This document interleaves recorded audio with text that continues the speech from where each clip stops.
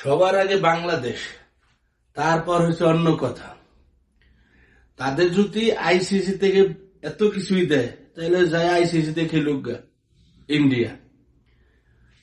আমাদের দেশের অর্থ খরচ কইরা আমাদের 2 টাকার উপকার হয় না তাদের দিয়া। তারা যদি এক খেলায় যেতে 10 খেলায় হারে। আমাদের চেয়ে পাকিস্তান কারেন্সি খারাপ, পাকিস্তানে যায় না ইন্ডিয়া খেলতে, তা আমরা কেন যাব? সবার আগে বাংলাদেশ, তারপর অন্য কথা।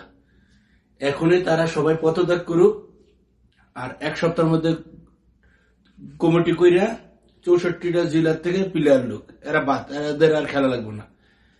এদের চেয়ে ভালো ভালো প্লেয়ার বাংলাদেশে পইরা রয়েছে। মামুর ক্ষমতা নাই, খালুর ক্ষমতা নাই, টাকা নাই, তাই চান্স পায় না। আর এরা চান্স পায় আর সরকারের সবকিছু খাইয়া লইয়া এখন আবার এরা আইসিসিতে বলে টাকা আসে। এদের এখনই পদত্যাগ করা উচিত, এদের দিয়ে খেলা নেওয়া উচিত না। বাংলাদেশের বদনাম, এরা খেলে বাংলাদেশের বদনাম। 1 খেলায় যেতে 10 খেলায় হারে। এরা এখনই পদত্যাগ করুক। এগোতে ভালো ভালো প্লেয়ার আছে, কারণ তাদের টাকা নেই, তাদের মামু নাই, খালু নাই, তার জন্য তারা জাতীয় দলে চান্স পায় না। আর হ্যাঁ, আজকে আইসা কোথায় আইসিসি থেকে তাদের বলে সবকিছু আসে। তারা আইসিসি দিয়ে যাক খেলতে।